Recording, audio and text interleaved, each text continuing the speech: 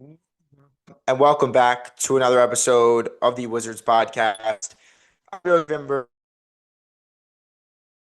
Washington's 13th straight loss, another blowout loss, another uncompetitive effort, another game where you're kind of left asking yourself, why did Brian Keefe do some of the things that he chose to do? You're left asking yourself, I know this roster was constructed to be bad. I didn't know it was constructed to be this bad. And on a night with a couple injuries in the front court, that kind of showed itself. Just another uncompetitive loss. Raptors win 140 to 110 over the Washington Wizards. Um, the Wizards, again, like if you're thinking, oh, well, they're 1 and 14, they're dead last in the league, and they're probably the worst in all categories.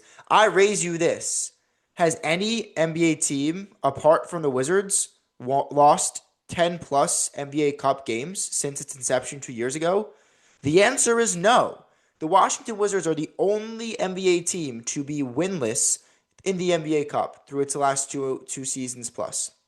So if you're looking for some positives, that's a category the Wizards are number one in. And also, if you're on the flip side thinking, oh, where's another category, Greg? If we're going with the optimistic approach, they worse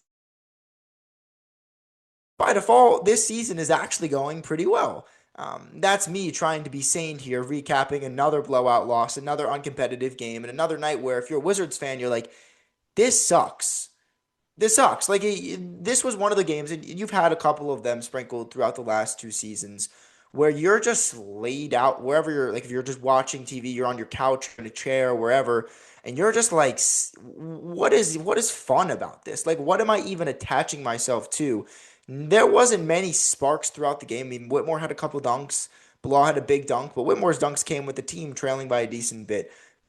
It was the first play of the game. It's like games like this that are just pretty boring and uncompetitive and over by the middle of the third quarter, it's not fun. I mean, I'm sure the players aren't having fun, but for the fans too, it's nights like this make it even harder to stick with this rebuild.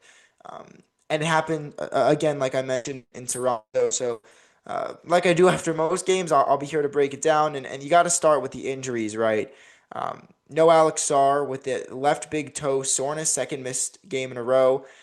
No Marvin Bagley either with a right hip contusion. So that meant Tristan Vukcevic got a big opportunity to start at center. You already had a thin front court to begin the season.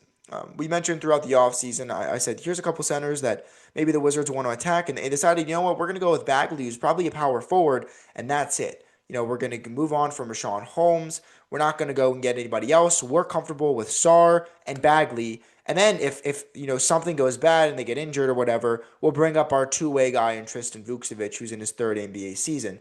Who again, center, power forward, who knows? Has had some up and down NBA minutes. Good offensively, really bad defensively, bad rebounder. All of that considered, this was the group that they went with to begin the season. Will Dawkins isn't dumb. Like he knew damn well when he came into the season, like if someone gets injured, it's gonna be bad. Like we're gonna have no depth. We're gonna have to play Tristan a lot more than we probably want to if we're trying to win games, which they're clearly not. And it's not gonna go well on the glass on the interior. He knew that. It's by design. I've been saying this throughout the season. The lack of center depth by design. The fact that they didn't have a point guard the entire season, pretty much, especially since Bob Carrington hasn't played well, by design, right? CJ McCollum, Bilal Coulibaly being your backcourt right now, they're not like, wow, we didn't foresee this at all. They understand what the goal is. It's to keep that pick, to be bottom four record wise. And they're doing that right now. And the Vukcevic minutes tonight at center were kind of at the forefront, just showcasing that real goal. It's like, you get a little bit excited about this team, maybe stealing some wins, but then you get snap right back into reality. It's like, oh no, they've lost 13 in a row. And these roster decisions, the roster makeup, all of these rotations and stuff, it's because they know what the end goal is, and it's to be a bottom four team in the league. And Vukcevic played tonight. I thought he was awful. Point blank. I'm not going to sugarcoat it. I thought he was terrible. I thought he was awful in Minnesota. Was a minus 24 off the bench. When he was giving time for Bagley to rest up, he was terrible there. And terrible again tonight in Toronto. He got the start with Sarr out and Bagley out. Played just 17 minutes primarily because Keefe realized, okay, this guy is not the answer. He's not doing anything we're asking him to on either end. Just 6 shots, 2 of 6 from the field, missed both his threes, 4 points, 3 boards, had 2 turnovers. One was just a dribble handoff with Bub where he just miscommunicated and just threw the ball over his head. I don't know what the other one was, but again, was a minus 15 in those 17 minutes, was not good. Um, Brian Keefe decided pretty early on that he wasn't going to go to like an Anthony Gill small ball. He was just going to go with no center on the court during the non-Tristan minutes. And for the most part, like that meant lineups of like Kyshawn George with Kispert and Whitmore off the bench, early on. Trey Johnson in there as well. That's a really small lineup. George was the tallest player on the court most times. He's 6'9". And he's your point guard because, again, you don't have a real point guard on this team. So it's like you're asking him to sort of play point guard on one end when he's a small forward. On the other end, you're asking him to play a small ball five when he can realistically defend every other position but the five. It's like, okay, I understand. I understand the goal. Like, I knew what the goal was before the season, but tonight made it pretty clear. All these guys playing out of position, the lack of depth, the lack of point guard, it leads to turnovers. It leads to you getting killed on the glass. It leads to a 30-point loss. And you can't sit here and be like, wow, I'm shocked. This is what's supposed to happen. It's just games like this it's tough, right? It's tough to watch this team go in here with a mindset, with a roster that says and screams, we really do not care how many games we lose. And to be honest, it's for the better if we lose as many games as possible. And tonight was another example. So Tristan was not good. I didn't understand really Keefe's decision making there. Like you had Vili come off the bench, good player for Toronto, 7-footer, just dominated. Like there were multiple possessions where he got offensive rebounds over Corey Kispert, over Kyshawn George, over other guards on the Wizards, over other forwards that were having to play a bigger role because Keefe decided I'm not going to go with Gill. And I'm not saying the Wizards would have been better with Gill. He's not even that tall. What is he, 6'8", 6'9"? So it's not like I'm saying they would have done better with him. And in this scenario, it's not as much on Keefe as it is on Dawkins. And you can't really be like, oh, this is on Will Dawkins in a negative way, right? Because like I'm not sure that Will Dawkins would sit here and tell you that he didn't think this would happen. So I'm sure people are going to get mad at Keefe for that. Like, what do you want him to do? He can't just spawn in a 7-footer on his roster. He had to work with what he was dealt.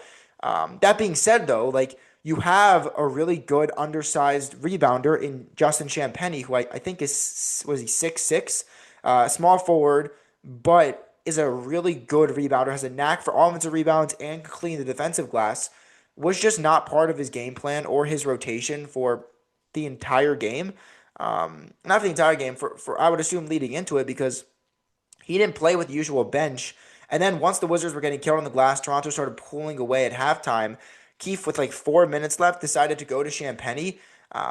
Wizards fans were like, why wouldn't you do that? Keefe goes, oh, wait, I actually have this guy on my team. We're undersized. He's a good rebounder for his position, his size. Oh, let me play him. Maybe that will help.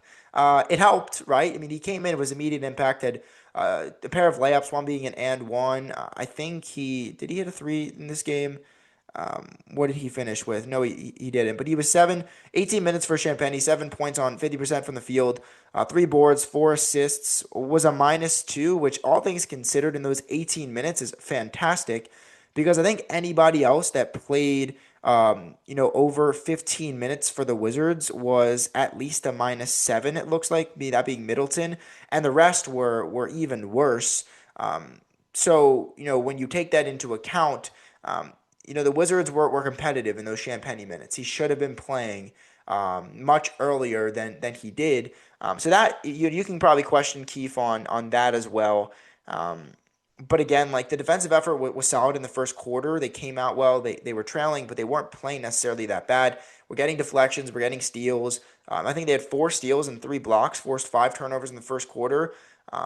They just couldn't make a three, and that's why they were trailing by a decent bit. But wasn't that bad. And then again, it ballooned in that second quarter and on. They gave up 48 points, which my shout out to Chase Hughes from Monumental. I think he mentioned that was the most the team had given up in a single quarter since January of 2021, I think, or sometime in 2020.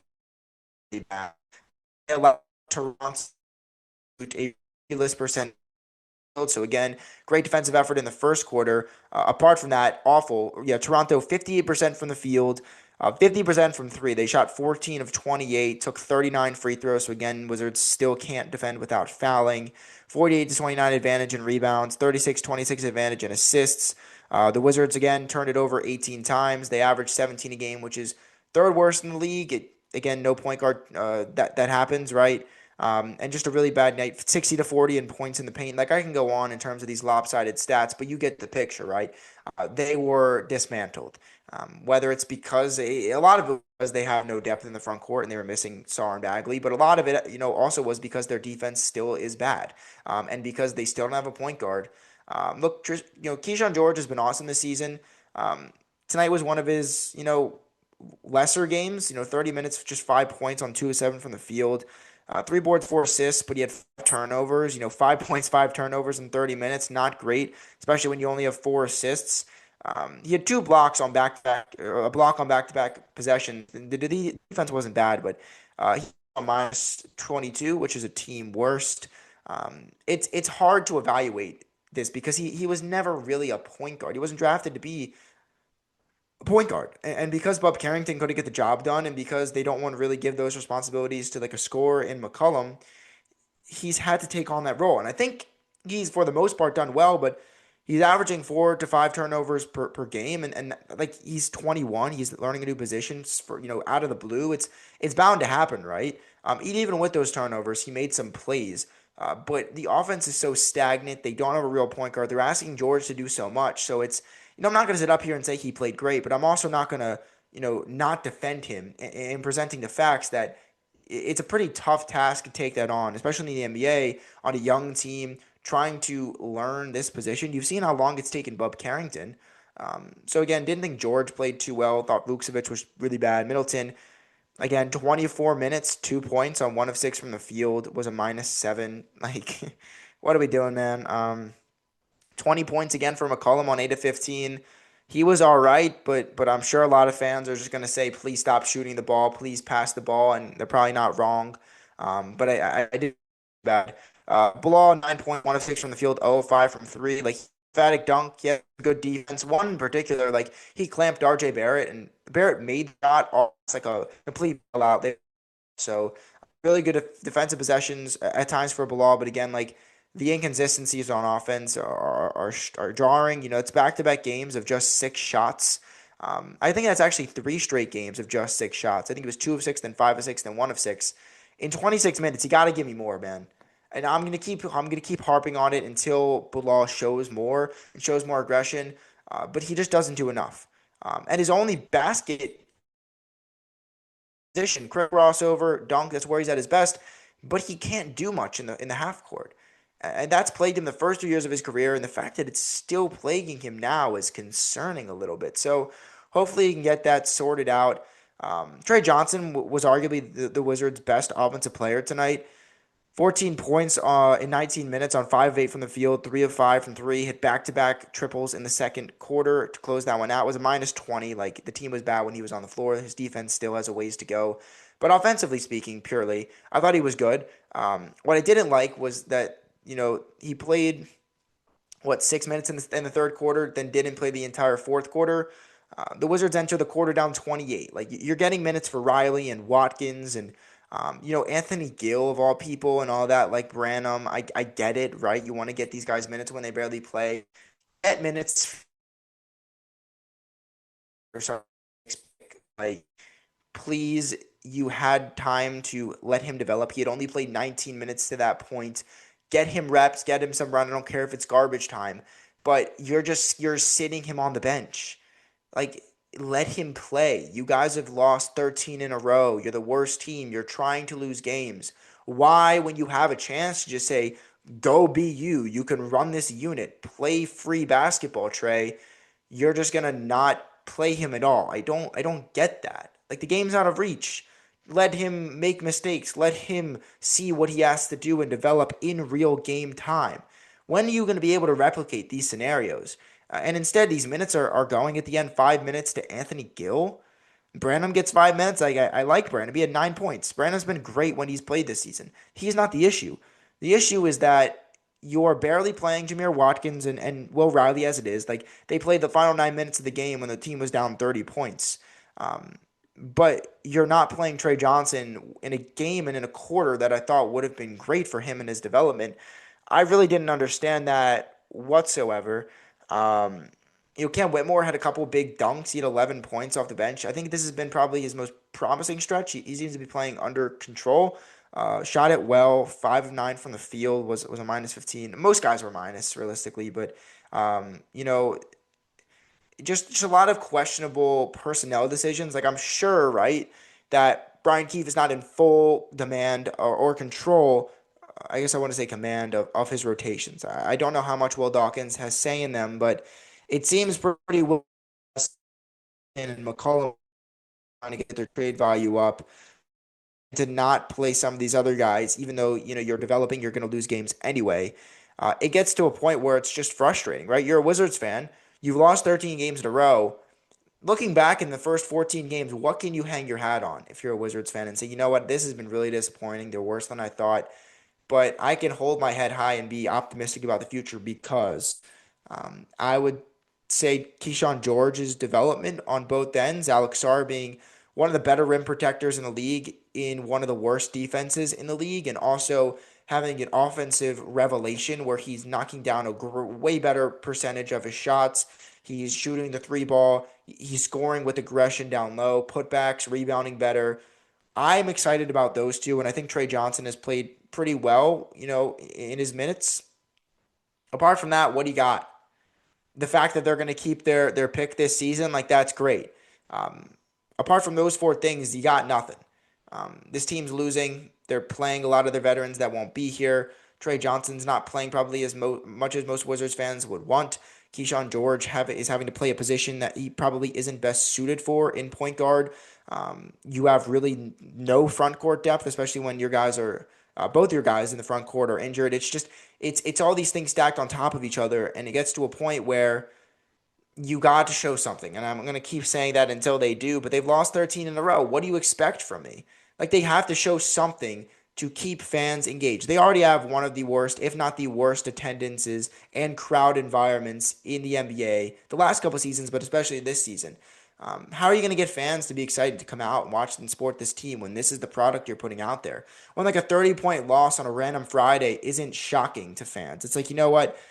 They didn't lose by 35, so it gets to a point where you can't really defend it. I mean, they're 1-14 for crying out loud. Like it's one of the worst starts, if not the worst start in franchise history, and it's almost as if nobody's really shocked. The Wizards fans are kind of numb, immune to this at a certain point. When you lose so many games, the losses don't hold any weight anymore. It's sort of, did we lose in blowout fashion or were we at least competitive? That's the level. That's the bar right now. It's a sad bar. It's a sad level, but that's where the Wizards fan base is at with this team. So again, just a really just a blowout loss. No other ways to describe it. Vukcevic was pretty bad. George was bad. Apart from Trey Johnson and McCollum scored offensively, most people were bad. Whitmore maybe too. And this is going to continue, right? I mean, they're in Chicago for the second of a back-to-back at 8 p.m. tomorrow. I would assume they'll lose that game too. I don't know if Sarr is going to play in the second of that back-to-back. But it's pretty disheartening, right? When you're at this point in the season, you're losing all these games, and it just keeps coming. The hits keep coming. They keep stacking themselves, and you're just sat here watching the TV, saying, am I an idiot for continuing to watch this team when I know the result? So we'll see if they play better against Chicago. But again, that's 13 losses in a row. It's the fourth time over the last 3 seasons from the 23-24 season on that the Wizards have lost 13 plus games. They had three 16 game losing streaks in that span, one in 23-24, and then a pair last season. Now they're at 13 and counting this year. I did a little bit of a research. There have been 8 total 13 plus game losing streaks over the last 3 seasons since 23-24. The Wizards now own 4 of them. Half of those losing streaks the Wizards own. That kind of shows you, right, just how bad this team has been and how bad for prolonged periods this team has been. And I will say all of those losing streaks have one thing in common.